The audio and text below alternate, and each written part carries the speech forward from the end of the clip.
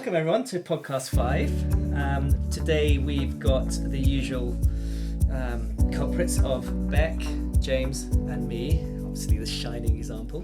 And we've got Lewis here from Davies estate agents in Cobham High Street. Hi there. Lewis is he's very well known to me. He finds me some amazing houses and is an incredibly useful contact in terms of getting through the door first, helping me understand the properties that he's got on the market, and when I've got clients which are just right, Lewis gets me straight through the door first. Also, thank you for all of that, Lewis. Yeah, you're absolutely welcome. And I feel that you'll probably have really good relationships with these two in the future now you've been introduced, because they will be very much able to help add to your service as well.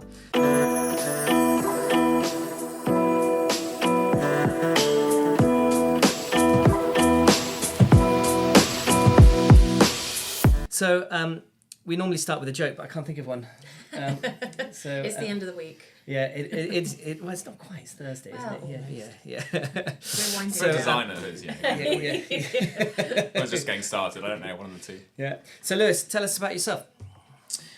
Right, so I guess I'm a sort of a seasoned agent. I've been in agency since I was 20, so that's about 18 years now.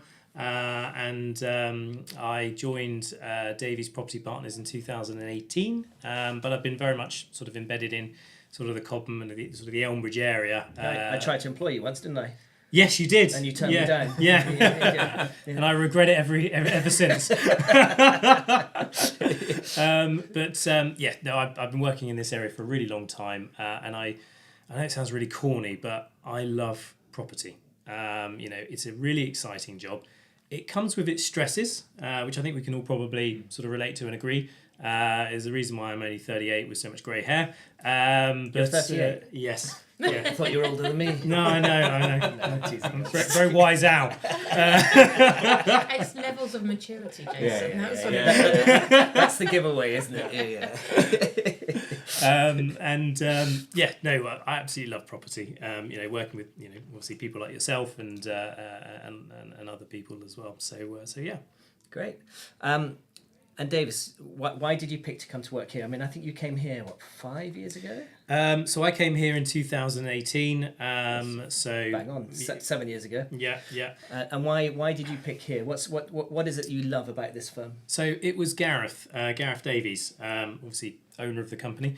But I'd worked in the industry for some time in the area, and I'd always admired the business and Gareth. It was called something else, wasn't it? It was, yes. So it was Grosvenor Billinghurst before it had a sort of a brand change to Davies. It's a second generation family run business, and as part of that, sort of elevating our brand a couple of years ago, we wanted to sort of get the name which everyone knows out there. So that's why we chose Davies Property Partners. As I said, it was very much Gareth, who I've always admired, we talked about doing stuff in the past, but it sort of never really felt like the right time. And then he approached me when I was at my previous agency in Cobham, and it felt like the right time. It was the best decision I ever made. And presumably you do use interior designers. We do, yeah. And from here on in, it will be Beck. Of course, yeah. I don't know any others now. And what is it you look for in an interior designer? What is it that would help you make that decision?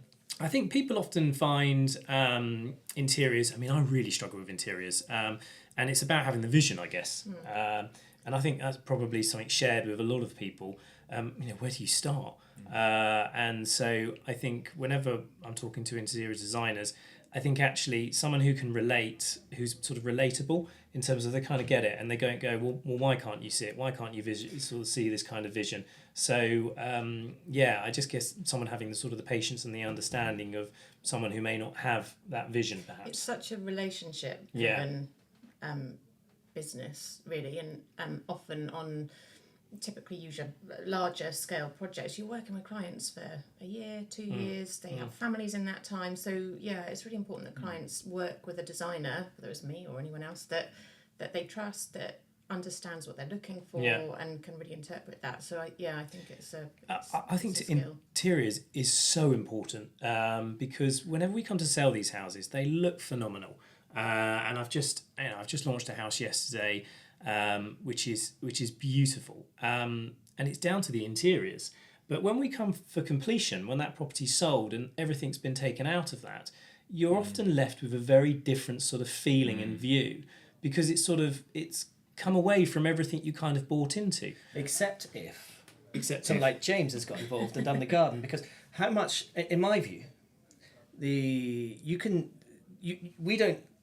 I buy houses, but I also don't bias any house. I don't say this house is better than another house. That's not my place. But when I was on your side of the fence, you didn't sell houses. You're more like a dating app where you introduce people to a house and they either like it or they don't like it. You can't sell a house.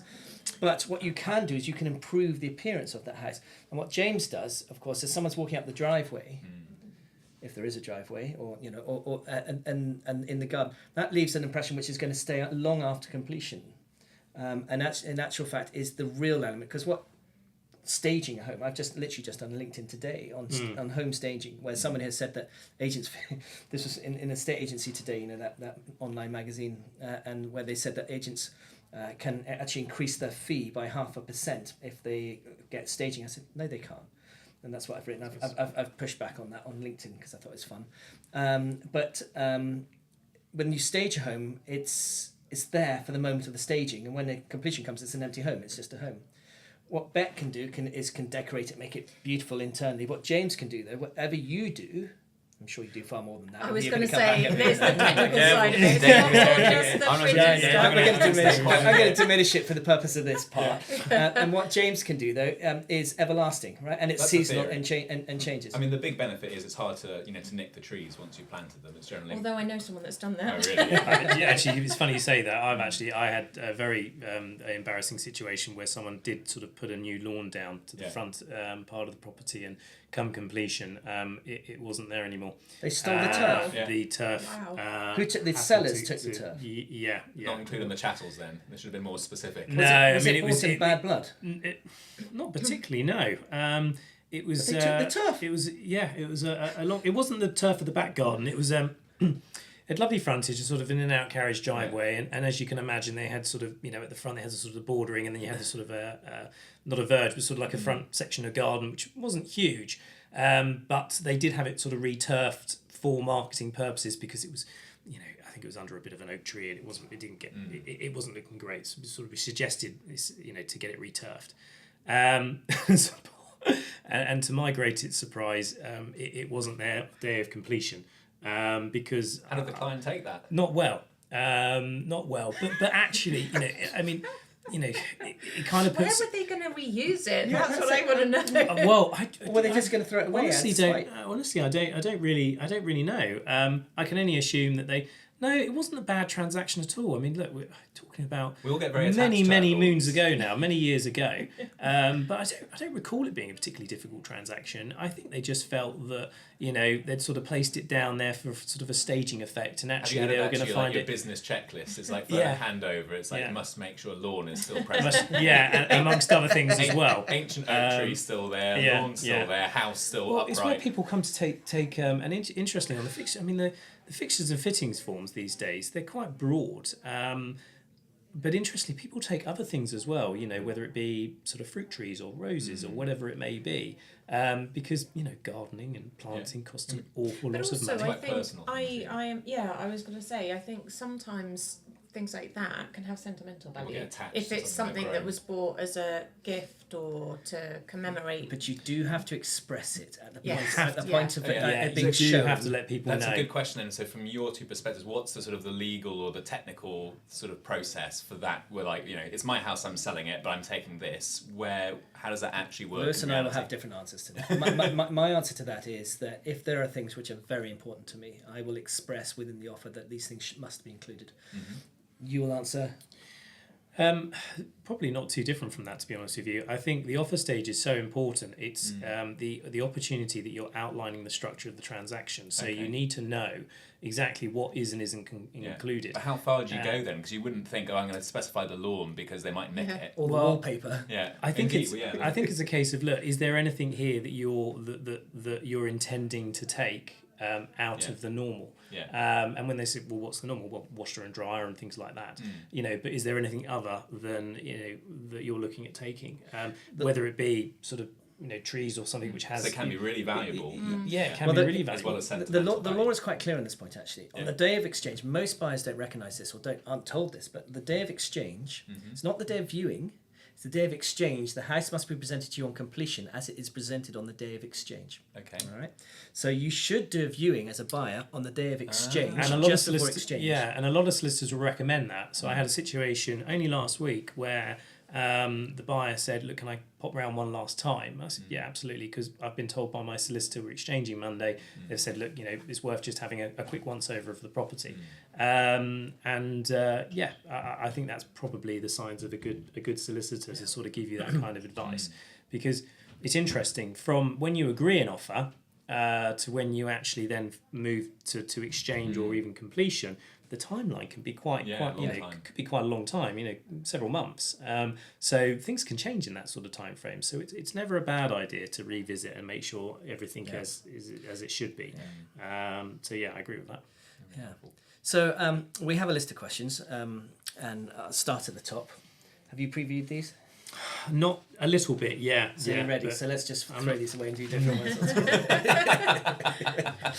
Okay, so you'll know if I'm ready by my answers. You clearly didn't look at that one.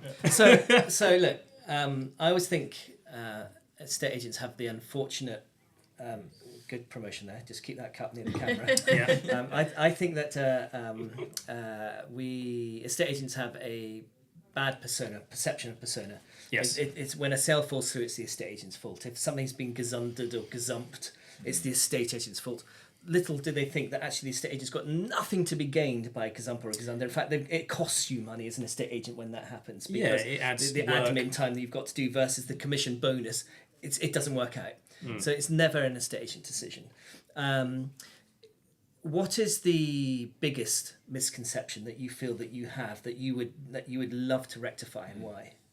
Well, look, I think sometimes it can be the agent's fault. It's not always, because you're quite right. We don't the amount of time and money we spend on transactions. We only want one conclusion, which we want it to go through, and we want everyone to be happy with it.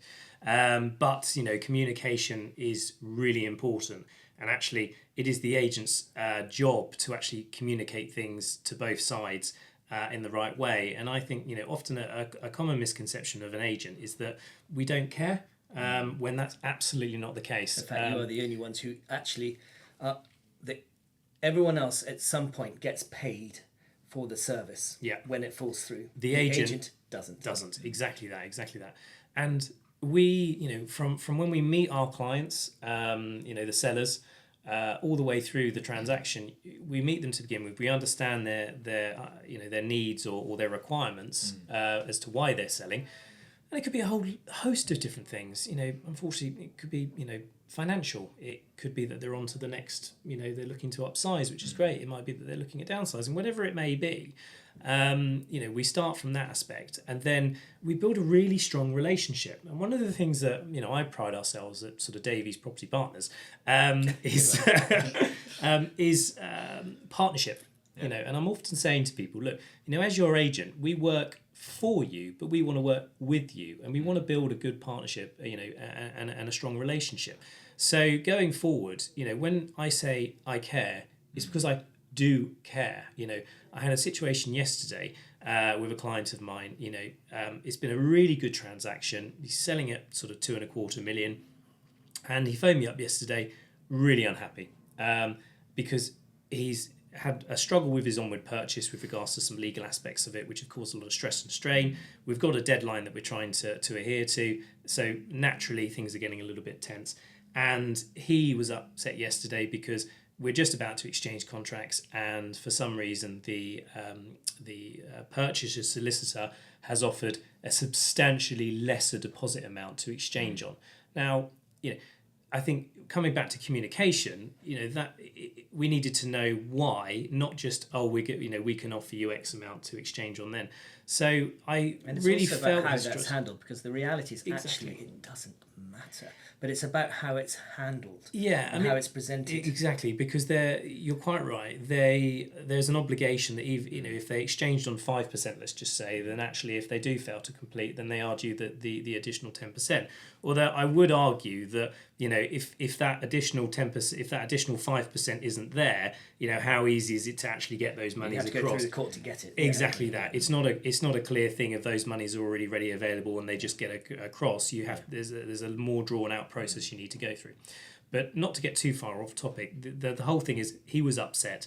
And I was upset for him because, I thought, gosh, what's happened here, what's been caused here is quite a lot of stress on my client. So I immediately wanted to get down to the bottom of it. And, in doing so, I got myself sort of slightly riled up as well with regards to the purchaser's solicitor to find out, well, why have you chosen to do this? And it was a simple reason and of course, they had a lesser deposit on. They're selling at a lower amount. They'd also accepted a lesser deposit, and they just wanted to pass the deposit up the chain.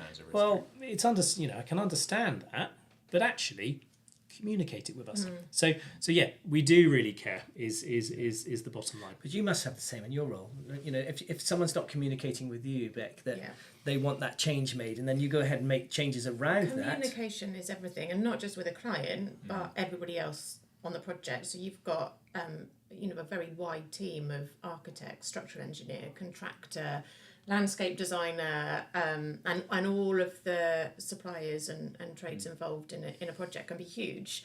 And having that open communication is absolutely critical to a successful project. And I think that as much as the design and the kind of soft, fluffy side of things is fundamental, communication is as important. I totally agree. And of course, communication is really important, and it's also then lots of these things like a sale transaction is also about sort of effectively project management, because certainly if I'm thinking about the estate agents who've really impressed me with the properties that I've been purchasing in the past, it's the ones who've been able to find the time to proactively chase and manage the sale, and often it's then either the vendor or the buyer's solicitor who's causing the problem in terms of keeping it moving. I think so. It's not just communication, it's also who's the person who's helping to own it in terms of figuring out what's the next thing that needs to be pushed to keep momentum going. And I think the other thing for all of us, we're dealing with people's homes and people's lives as well. It's really emotive.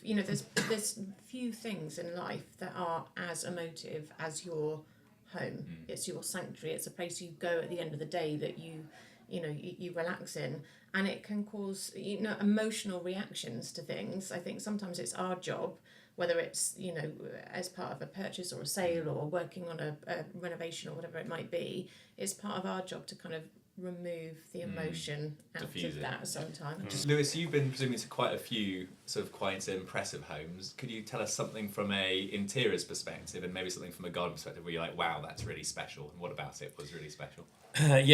So jumping onto the garden side of things, bit of a garden myself. I love gardening, and I think gardens are really, really important. Do you do that to hide from the other half? Go out and well, the kids are all interesting. My other half isn't a gardener, so it is one of the very. It's a sanctuary. It's a bit of a sanctuary. I think it is a sanctuary. But especially in agency where we're dealing in often stressful environments and managing people's expectations, blah blah blah. It's a lovely way, getting out there with nature outside and just having a moment. So whilst I don't get a load of gardening done because trying to find time is difficult, it's something. It is a bit of a passion of mine, and I do enjoy mainly spending money on doing the garden rather than actually getting too involved myself in some aspects. But no, gardening. It's all about first impressions when we're looking at houses, and often the first impression is someone driving onto the driveway and seeing the house in it, there in its entirety. And one of the things that I'm sort of quite hot on is that none of the sales team here will park on a driveway of a property unless they really have to, because again, it goes back to that sort of first impressions. They don't want to navigate around our cars. They want to sort of approach the house as if they're approaching it, as their home as such. So I think having someone who's giving advice, in terms of what that planting should be like in some aspects, or even just garden maintenance, is really, really important. And then of course, majority of people moving to these locations, typically it's because they're looking not only for a larger house, but it's probably the garden as well, I would have said. So again, having a really sort of well kept lawn and garden and well landscaped is kind of a lot of people's dreams, whether they're gardeners or not. Having that additional reception space, which is outdoors in the summer, is a really important thing. I think that's a really good point, actually. The indoor-outdoor space. We covered this. We covered this in the kitchens episode. Yeah, exactly. I don't think there's a client I've worked with over the last 5 years probably that hasn't had that in the brief somewhere. It really struck me because it was James that said this in the. You really bring up that point that in that podcast we did with the kitchens, where we thought that if you can have a kitchen work surface that goes indoor and outdoor as one slab, you think that's a great thing. But in actual fact, as James pointed out, you actually need a slightly different colour tone to the slab outside, so it marries in with the one inside. Because when it gets wet, it's a slight and different also light. The light, the light changes. Depends what kind of effect you want to achieve, but it's just like all these things, they just need thinking through. All decisions should be intentional and weighing up what are you actually trying to achieve versus what are you actually going to get. Yeah. Well, I think one of the nicest things, which I love seeing, is when, and so many people get it really right, is when you've got that sort of seamless feel when you're from the kitchen area and you've got that, nice big kitchen tile and then it goes out into the patio space. Now, actually, it is a different tile in terms of it may look the same, but, you might have a sort of, the outside is going to be slip rating, isn't it? Yeah. And also colour wise, because it's going to be out in the elements, so there's actually a lot more to it than that. But I love it when you go to houses and they've got sort of bifolding or sliding doors and you just sort of see that seamless feel going, and it's the same sort of level. Tiny lip. Yeah, with a little tiny, or just the runner of the door, and it goes out, and that for me, I just think is really creating that inside outside feel. It was about drawing you outside and feeling like you're being invited rather than it's always becoming having that wall it's another between reception space, as I often call a garden.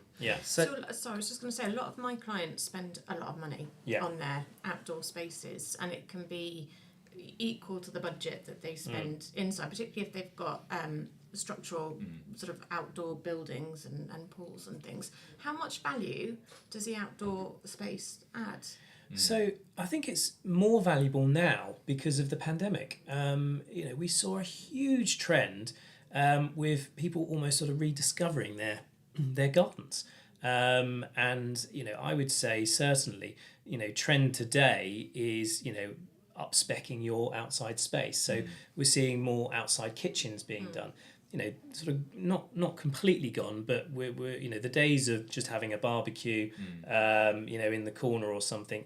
When you look at the range of barbecues with the green eggs, and you've got the tables which come with them now, but people are going even green eggs. Oh, the barbecues. Yeah. I thought you were talking about an Easter egg trail there. No. You've got this sort of barbecue mate called the Big Green Egg, and they come. Some of them come in. Well, my colleague of one who's got one, it sort of sits in with his table, and he's got this whole sort of outside kitchen setup.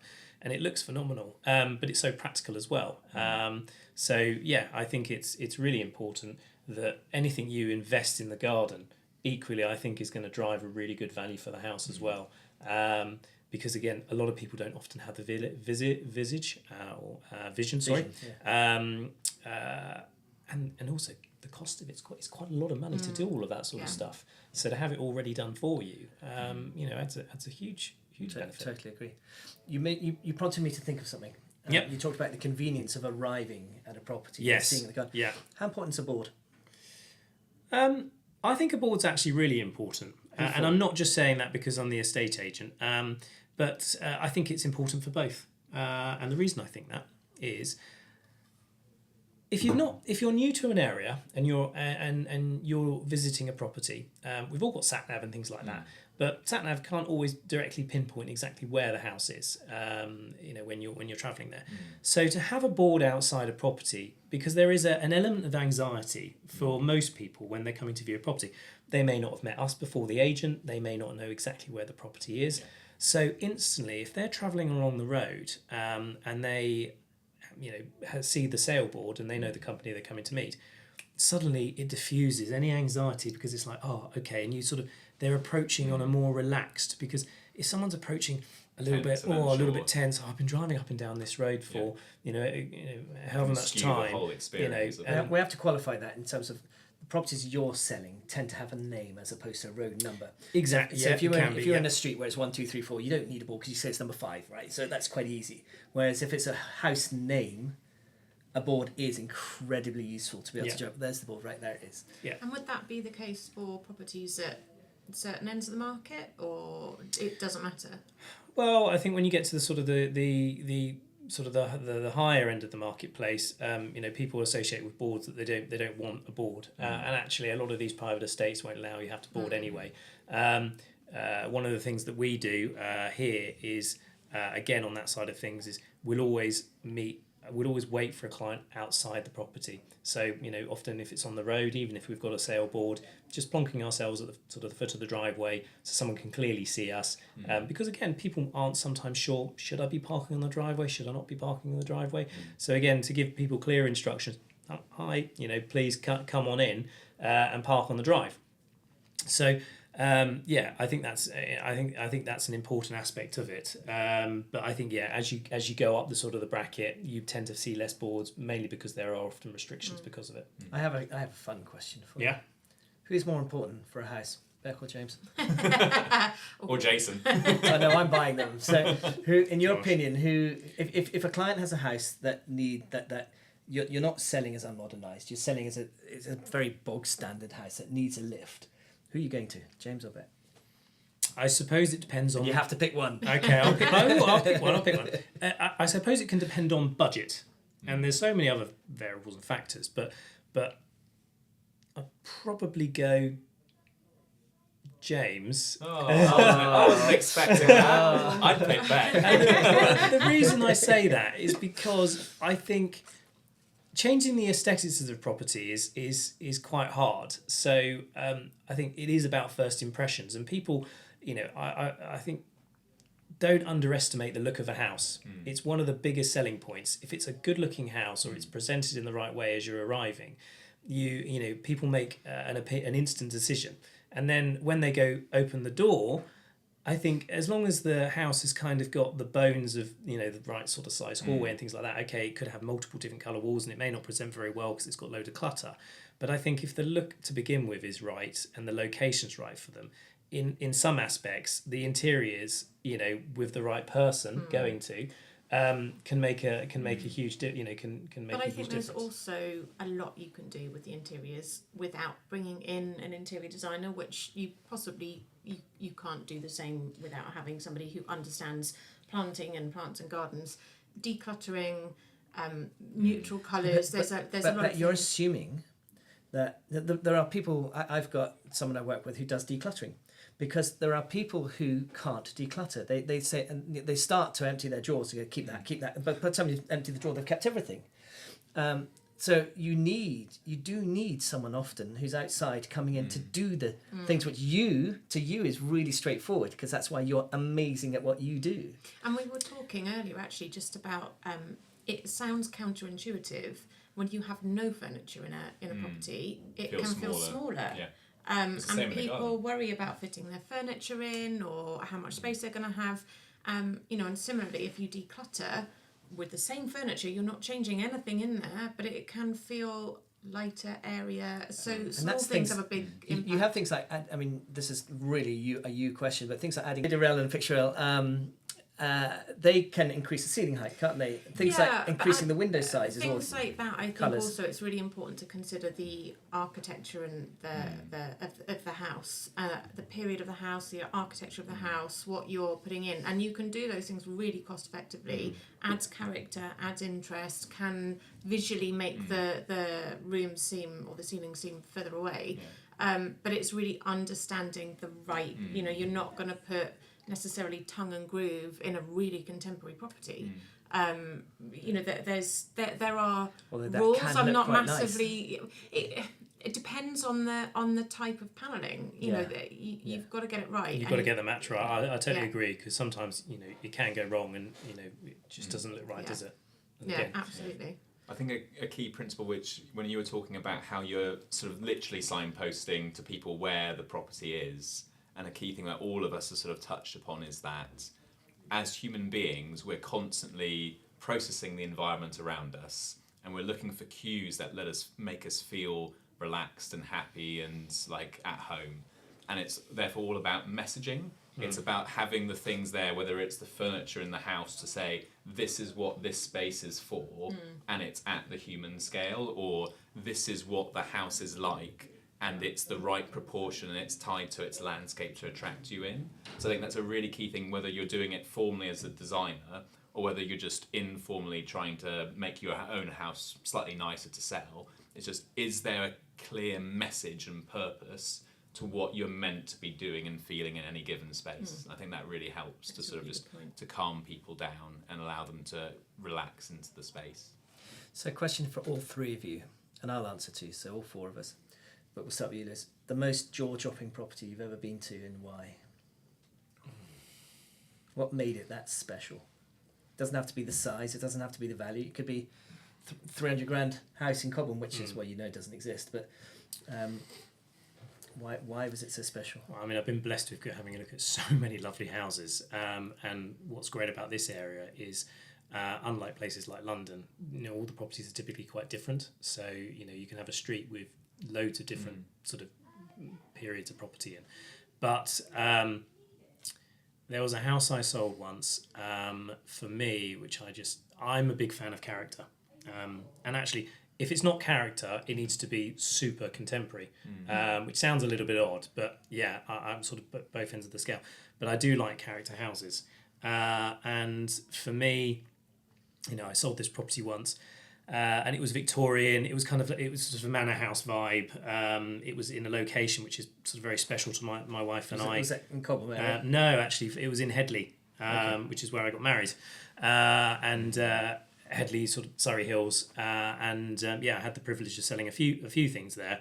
And for me, you know, it had this long sort of sweeping driveway up to it, and then it sort of sat really nicely, you know, in its grounds, and it had space all around it, and then it had a sort of the backdrop of sort of rolling hills as such, and it was just this, you know, when we all think about, you know, a typical quintessential English country house, for me, I just thought, gosh, this is incredibly special. And it was the setting as much as the architecture. It was the setting, the look of it, and with character houses is that you can't buy, you know, they have to have been through years and years and years, you know, of being around, and, you know, having that weathering to the brick, and, you know, those sort of aspects, and then also having the, you know, mature, garden. You know, it takes years to get maturity in a garden.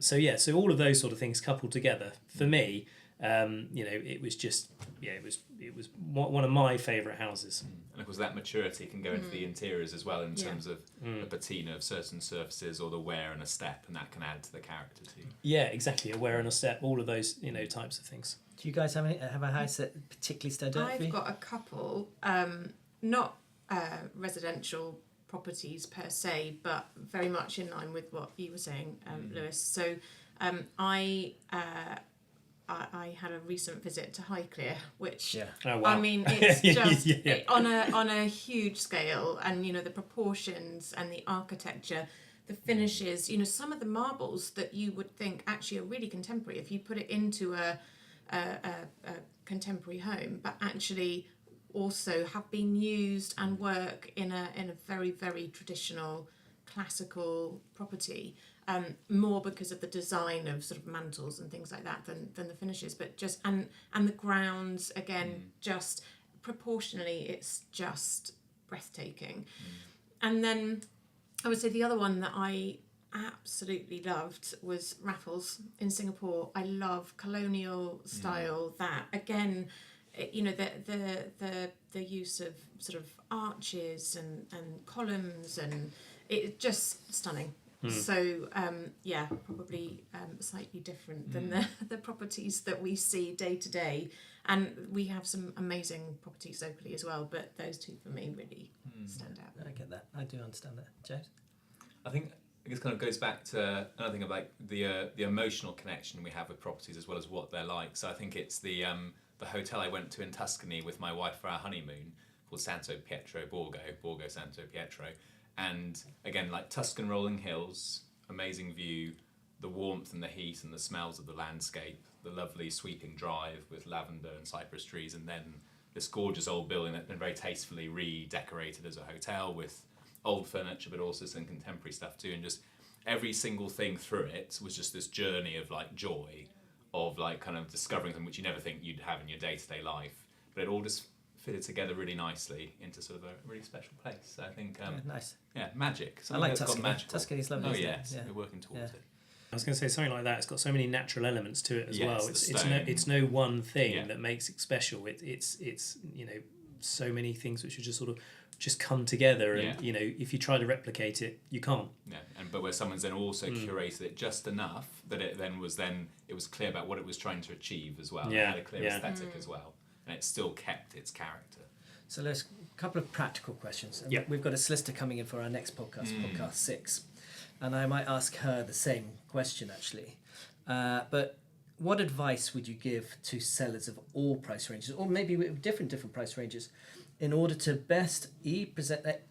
where did E come from? A, present the house for sale, but B, that's where that came from, wasn't it? B, ensure the smoothest transaction between the deal being agreed to completion. What preparation would you say these people should do?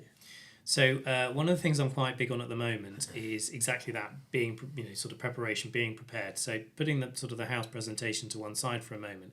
I think we can all agree the conveyancing in the UK is a pretty tough system, and it's not that well. I mean, it is straightforward, but it's not straightforward because it falls down on so many fronts. It's competitive, which it shouldn't be. Yeah, exactly that. So one of the things that I'm sort of suggesting to a lot of our clients at the moment, sort of at the point of instruction, is hopefully a sale is inevitable for you.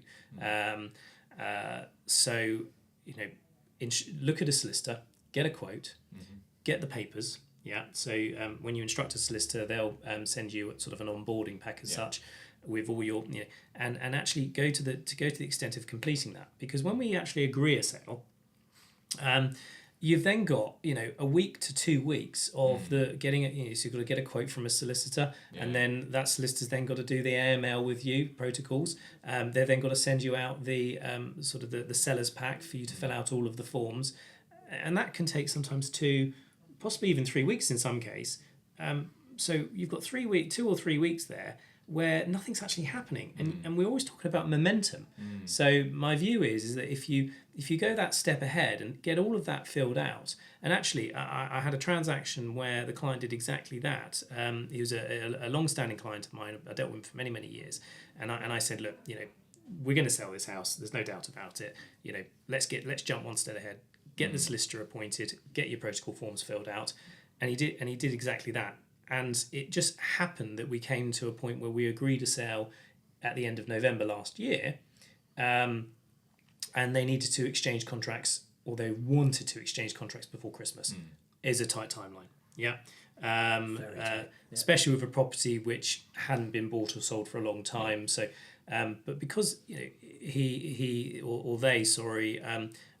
did that preparation, it was almost like day 2 of the transaction being agreed, draft contract out. And would you discuss with them things like getting fence certificates ready, getting the I know it's not legally required, but it seems to be the norm now to get your boiler service. Yeah, exactly that. And even the electrical tests are now creeping up in there as well. And dare I say, a survey. Would you suggest that people do those things?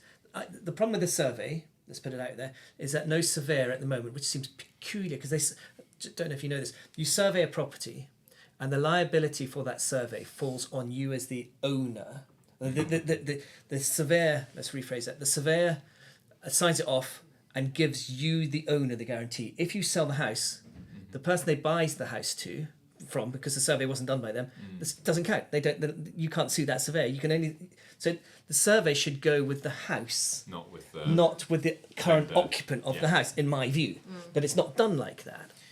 I think so many conveyancers wouldn't rely on a survey which was being appointed by the seller. But why? Because it should be independent. If it's done on the house, it should be independent, yes. But it's like we're going back in the days. Do you remember the hit packs which came about? Tony Blair's packs, yeah. Yeah, which I mean, I actually thought were a relatively good idea, because the whole idea of it was to speed up the transaction, the conveyancing side of things. But so many sort of conveyancers or solicitors wouldn't rely on the information which was given within those packs, because they hadn't fundamentally done it themselves.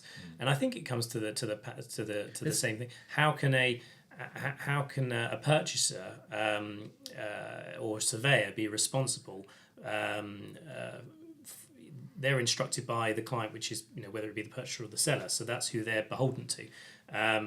So when a purchaser comes along, if there's something within that report at a later date, then I think the legality of who's liable is really difficult if they weren't instructed by that person in the first place. It should be. I mean, I think we can Yeah, both I agree. agree. We all Yeah. agree. It should be. The survey shouldn't be. Yes, it's instructed by the person because they need the survey, but the survey should be on the house. The house isn't changing in the 8 weeks, or if it does, there's a problem.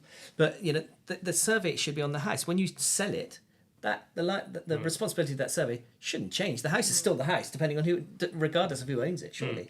Well, it's the same thing. Like so, when we have a surveyor go around and do a survey of a property, God forbid, unfortunately, that, let's just say for some reason that house transaction falls through, and then we get another purchaser involved, and then they go, can we buy the survey?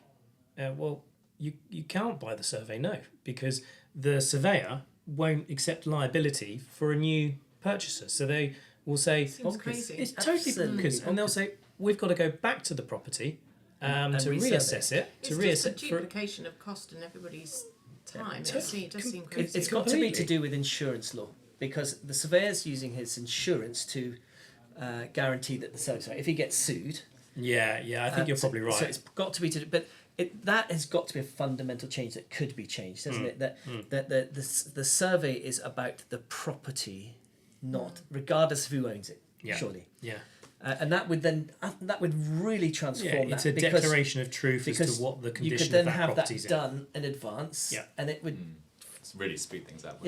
Yeah, it would really speed things up. So yeah, I mean, look, unfortunately, we're not in the position where many purchasers or their solicitor would rely on a survey which has been provided by by on the seller's side.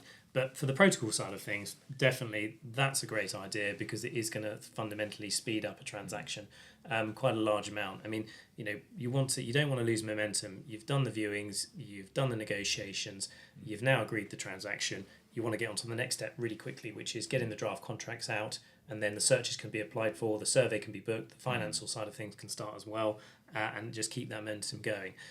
So that's the advice I would give on that side of things. And then with regards to presentation, actually I think it's going back to that partnership thing again. Ask the estate agent, see what their advice is. And I think I'd much rather be employing or recommending someone like yourself to have the conversations about sort of presentation, because for me it takes it away from me as the agent, because you're a professional in that capacity, where it's my opinion when it comes to how you should declutter your home. And some people can get a little bit sort of upset or offended by when you're saying you've got to thin all of this out, and it's just a different sort of, it's different if we're saying it as to whether you're saying, because they're paying you for your feels time, more independent, and it feels more independent advice. There's also a value in that, because the reality is Beck could go around and look at a house. So you could get Beck in. Yeah. The house is worth, say, £1 million. But it needs things doing to it. Yeah. You can get Beck in. Beck's going to say, right, I can present this to you for sale. I can do things to make this a much nicer house. It's going to cost you 50 grand, right? And then Beck then shows you her plans, etc. And you can go to the seller and say, actually, I think we can shift the asking price to 1.15, because spending 50 grand has made 100 grand. Yeah, and it's a really hard thing for a lot of people to comprehend. But you've got to have the 50 grand. You've got to, well, exactly that. There's that side of things as well. But I mean, whether it's 50 grand or 5 grand or whatever it may be, and it's a hard thing to quantify. But property is all about the look and feel, like with most things that you buy. So you've got to trust us when we say presenting it in the right way and actually investing, in elements of it is actually going to grow your investment. It's going to improve saleability, and it's also going to probably drive a much stronger selling price, because the perception of work for people, they often try and sort of subtract it from their budget. Where if you're getting away from that and you're making it look, because it's quite an emotional thing buying property, it's a lot easier to negotiate with.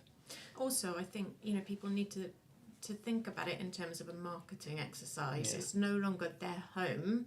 Well, whilst they're in it, it is, but in an emotional sense, it's no longer their home that they're something for decorating sale. or Yeah. dressing Yeah. or in a taste that they like. They need to do something that's going to appeal to mass market. Yes, I agree. And whilst it needs some sense of sort of character, it's got to be neutral enough that it's going to appeal to Absolutely. the majority of Love people. buyers. And that's a totally different thing than designing your own home. Yeah.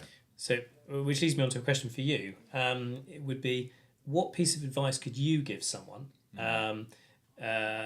What's the best thing that someone could do to enhance the sale of their property in terms of its interiors? What's the most obvious thing, or the thing which will have the biggest impact in changing? It's an interesting question because it depends what the property looks Yeah, like that's to true. start with and what the particular challenges of that house might be. But I think where, for example, I've had clients that are selling at the same time as, they've already started their new build or renovation, they've got a second property they're selling to finance, or it might be something similar, and they've asked me to have a look at it's not selling. I've had something recent where this was the case, and it was simple as the paint colour.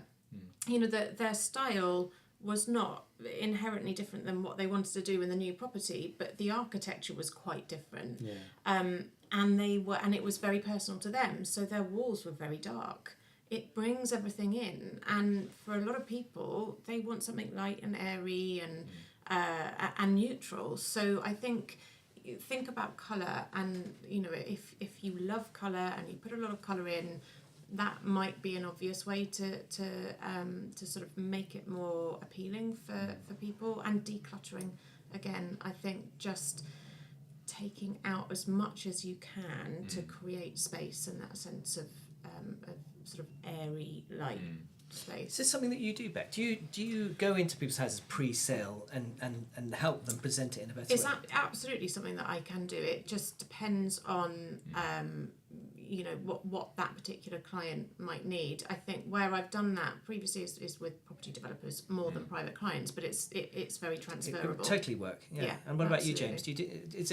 Can you make an instant garden for sale? So, currently Beck and I are working on a project together, which is for a property developer, and so that's very much about what's the best possible garden that we can create in the time frame available to then make something that's a overall strong sellable package to a client or to a purchaser. And of course there's limitations there because gardens always take time to grow. Even if you throw lots of money at more mature plants, there's always a time period of bedding in. So in this particular context, we've invested in really strong materials, which are going to look great straight away, and also then signposting really clear areas within that particular garden where it's like, okay, it's not yet mature, but you can clearly see that this is your beautiful seating area, which we can put some nice furniture in so that the client can at least clearly imagine what they're trying to do. I think if I was just giving more casual advice to someone who's trying to sell their property, I think there's sort of two key things. One, people are often quite anxious about whether they're going to be able to look after a garden. So it's really important that you at least make it look like it's managed and relatively controlled, so that people can sort of understand that it's a space that they can look after. I think it's also then just having where do I go in this garden? And so just having some nice furniture in wherever the best place is. And so this is where you have your deck chair. It's the nicest bit of the garden. Makes a huge difference than just it's open space, no one goes there. So just giving it some sense that this is where I'm meant to go, this is where I'm meant to relax, can make a big difference straight away. And I think the other thing that is relevant for both inside and outside is budget. What can you spend to get the maximum Biggest impact. Yeah. And that is where working with experts, we can quite easily see where you can best invest the What's, budget. what's you've got. nice about both of you is that, I as a buying agent utterly trust both of you and your advice, because if you're paying for a service, you've got to find people you trust, and I utterly believe in both of you and you. Throw that in Like there. an Only a slight For an estate agent, agents, yeah, that was yeah. nothing. No, I do trust Lewis, but what you guys can do is you can say, look, for this budget, and what you're not trying to do, I think, is just get them to spend money. What you're trying to do is actually achieve their target goal. Yeah. You'll listen to what they're trying to achieve. I want to get this sold at the best price, but for the least expense. And to be honest, it's no different in that respect than it is with a private client project, which is their forever home that they're not doing to sell. Just slightly It's different about parameters, managing a budget and investing intelligently in areas that make the most sense. Yeah. So we're reaching the end of our allotted time. Lewis, you've come in on your day off, I think, so we don't want to take up too much of your time. Just goes to show my commitment. How much you care. Yeah, how much I care, exactly. James exactly normally fires some rapid quickfire questions, most of which I delete. Edit Yeah. out the system. This is the quick fire round, is it? I This love is it. the quickfire, and, Oh, we're ready to go then. Yeah. So, in one sentence, what top piece of advice would you give to someone trying to sell their top-end home? Listen to the advice that you're given. Ooh, good one. Advice. Ooh. And what advice would you give to a prospective purchaser who's trying to find their dream home? I guess for me, I think it would just be a case of understand and communicate well to whichever agent that you're talking with, or multiple agents, obviously. The motivations behind your move. Yeah. Wrong answer. Employer buying agent. is the Employed right buying answer. agent. Yeah. Of course. Well, that was going to be my next thing. But yes, because I mean, I have this. Not to go off too far off topic here. People often buy something that is completely different to what they sort of necessarily set out to what they thought in the first place. But actually, the motivations will always be there, whether it be looking for a bigger garden or downsizing, whatever that may be. So by expressing your motivations to someone and what your ultimately your end goal is going to be, will actually help that agent, if they're a good agent, of course, like Davies Property Partners are, to understand, and actually put things in front of you which you might not have considered, but will actually work really, really well for you. And I've had so many situations where I've sold property to people, and it's been possibly a different budget or just a different kind of property than they ever imagined. And that for me is, that's one of the things I love about this job, sort of placing people for property, that's a real buzz, because that's good agency. Yeah, it is. What's the most awkward or embarrassing thing that's happened to you whilst on site with a client? Oh my goodness. Good question. Okay, so I've had, I'm a pretty professional kind of person, to be honest with you, so I haven't had too many experiences, but there was a situation once where I was selling a property, and said property was being used in the gentleman's business was sort of motion picture of a certain genre. I can see where this is going. This is one of our off-camera conversations, isn't it? This is the automatic blinds conversation. And yes, no. I unfortunately I don't think I think they got a little bit confused at the time and days of the viewing I was supposed to be doing, and there was other things going on in the property at the same time. And the automatic blinds weren't working. That was I'm hoping it wasn't a family viewing. No, it wasn't. Interestingly, Did they sell the property that day? Well, I sold it to the person who was actually viewing that day. What they saw. Well, they've got a good vibe. I was literally. I was only a youngster at the time, and I'll never forget it. And I think we can. That was a little bit of an embarrassing moment, I would say, with sort of cleaning that mess up. I once walked into a house in my much younger days. Much younger This days. has opened the floodgates, isn't it? I don't know how PC this is. I mean, that might get edited out. This is the one that will get listened to more than Yeah. anything else. We'll make this Max short. hits. I once walked into a house in my much younger days. I'd be 22, 23, doing lettings. And there was some tenants in the house, and I knocked on the door. They knew we were coming. I knocked on the door, and no answer. Went in with my clients and went round the house and went up to the stairs, still nothing. Opened the bathroom door. I wish I hadn't seen what I saw. That's all I'm saying. What did you do? Close the bathroom door You again. closed the bathroom door. That's an ensuite. Let's just say there was a couple in there and they were enjoying themselves, and that's all we need to say on this podcast. It doesn't happen often, but it can. Sometimes it can happen. Yeah, but I there's think I'd increase my fee. yeah. And I have another question for you. And I've only thought of this question now, and you've had no preparation, which is important to say in the context of this question. What is the advantage to you of a buying agent buying a property for a client? Huge advantage. Well, I mean, if we look at the one of the recent transactions that you and I have dealt with, you're dealing with an off-market property, which is what we were dealing with, so it hadn't been kind of like tried and tested on the market.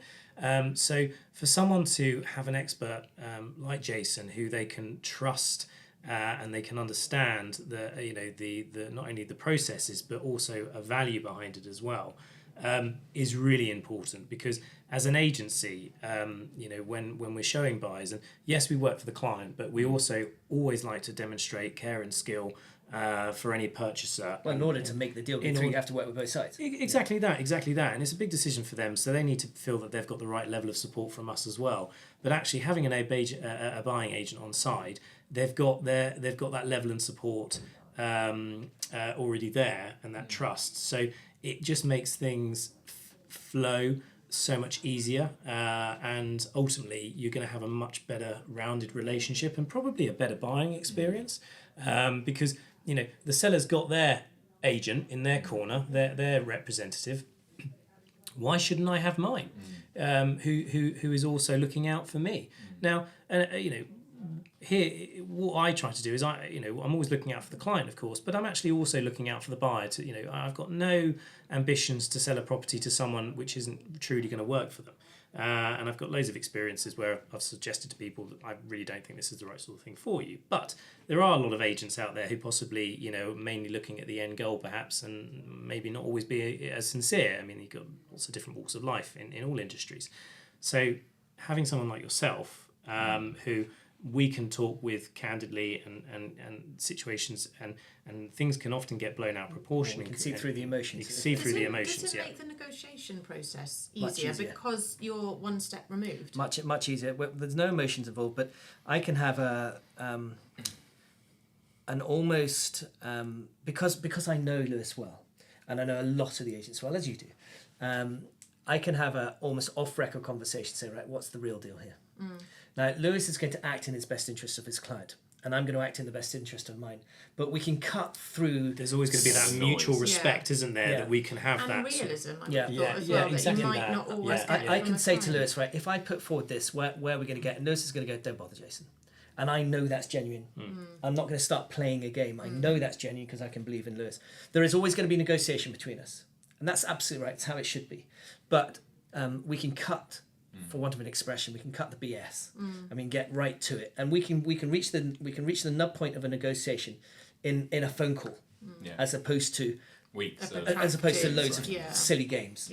And it's Which because is there's utter stressful. trust. Stressful on both sides. It is stressful on both sides, and actually, I mean, it's a really interesting point that you're raising. 100% correct. But also, when you're, depending on who you're dealing with, especially in the higher end of the marketplace, you're dealing with people who have possibly very high-powered jobs, and business is a lot more cutthroat than sort of buying emotional property and things like that.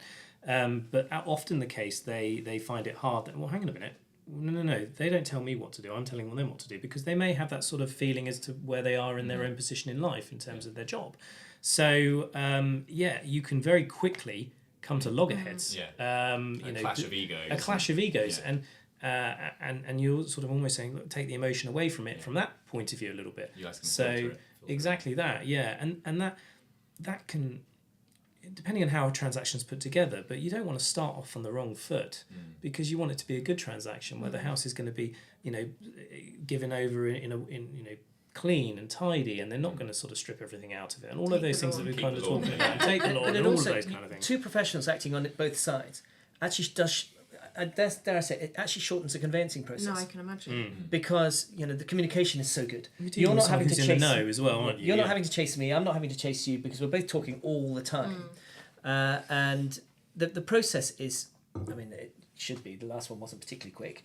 But the actual communication between us was yeah. I mean, it wasn't quick because obviously, but what was circumstantial. But what was interesting about it is that you could actually take a lot of stress and strain away from on your client's point of view by just explaining, and they trust you instantly as to what you're saying because you're working for them. A transaction that should have taken maybe 3 months took nearer 8, and what Lewis is saying there is that because there was 5 months, which was circumstantial, nothing to do with anyone, nothing to do with the property or anything like that. It was just down to the circumstances. But the emotions that could have come from that, which would have caused the transaction to fall through. Yeah, well, most people would probably together. walk away by that point. But actually having someone like Jason say, no, they are wanting to sell. They're in a different point, difficult part of where they are in their lives and whatever that may be. These are the reasons for it. Actually kept that transaction together. And ultimately, the clients ended up selling and doing what they needed to do. And your clients got the house that they wanted. And I drove past it the other day, and I look at it and I go, "What a fabulous house!" They've got to be happy with that. Yeah, it's a great house. And is that a nice image then of like you going around your patch and being I sold that house and they're happy there? That must be quite a nice sort of feeling on a day-to-day basis. Oh yeah, it's incredibly rewarding. Helping people achieve their goals, and seeing them in the high street and things like that, or you, as I said, you do get really involved with people. And it was only the other day that I was doing my normal coffee run, getting a coffee in the morning, and I bumped into a client, and it wasn't so much about their property what we sold for them. I was asking them, how are you getting on where you are, because I know what they were buying and the stresses and the struggles that they went through in trying to obtain this beautiful period house, which hadn't been sold for like over 30 years or something. It's quite knowing that we help them get to that point. Yeah, it's absolutely brilliant. You kind of build friendships, you do. And that's why people come back to you. And, a big part of our business is repeat business, but also we thrive on recommendations through the good experience that people have. It's the whole, that's the whole. People want to deal with people they like, and they trust and they respect. So on that note, we've taken up an hour and 4 minutes of your time. Well, I have to say, I've really enjoyed this. And we gave you buttons, so it's okay. Yeah, absolutely. It's been fantastic. I've enjoyed this. I could sit here and talk for hours. Yeah. Good. Any questions from you? Any last questions, or do you feel that chance? Or do you feel we go on for another half an hour here? No. I think that's it. Lewis, thank you so much for your time. Thank you. I really appreciate it. It's very good of you. Thank you very much. And we will no doubt speak next week, I expect. Great, perfect. All right, thanks so very much. That's a wrap. And that's a wrap.